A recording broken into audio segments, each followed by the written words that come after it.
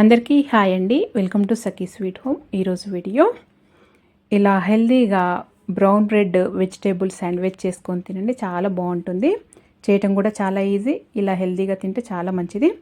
ముందుగా ఇక్కడ నేను కొన్ని కీర ఇలా చిన్న రౌండ్ కట్ చేసి పెట్టానండి, పొట్టు తీసి. కొన్ని టమాటో, కొన్ని ఆనియన్స్, ఇలా క్యాప్సికమ్ ఇలా కట్ చేశాను. పెద్దగా ఉంది క్యాప్సికమ్ కాబట్టి ఇలా చిన్న పీసెస్ లాగా కట్ చేశాను. ఇలా అన్నీ కట్ చేసి పెట్టుకున్న తర్వాత ఒక 2 బ్రౌన్ బ్రెడ్ పీసెస్ తీసుకున్నాను. స్లైసెస్ తీసుకొని ఒక బ్రెడ్కి ఇలా కెచప్ అప్లై చేస్తున్నానండి, లేదా మయోనైజ్ అయినా అప్లై చేసుకోవచ్చు. ఇప్పుడు కెచప్ పెట్టిన దానిపైన కొన్ని కీర ఇలా పెట్టుకోవాలి ముందుగా.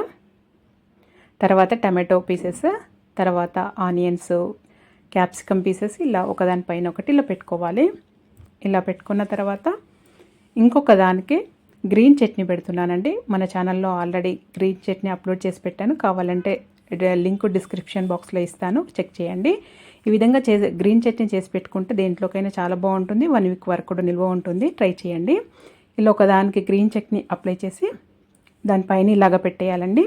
పెట్టేసి పొయ్యి పైన ఒక తవా వేడి చేసుకొని కొద్దిగా బటర్ ఇలా మనం ఎక్కడైతే ఈ శాండ్విచ్ పెడతామో అక్కడనే కొద్దిగా బటర్ ఇలా పెట్టుకొని దానిపైన ఇలా బ్రెడ్ పెట్టేయాలి.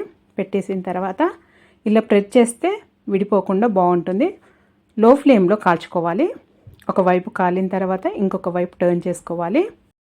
ఇంకొక వైపు కూడా మంచిగా లో ఫ్లేమ్లో కాల్చుకున్న తర్వాత ఇలా స్పూన్తోనంటే విడిపోకుండా బాగుంటుందండి. ఇలా ఇంకొక వైపు కూడా మంచిగా కాల్చుకొని తీసి సర్వ్ చేసేసుకోవటమే.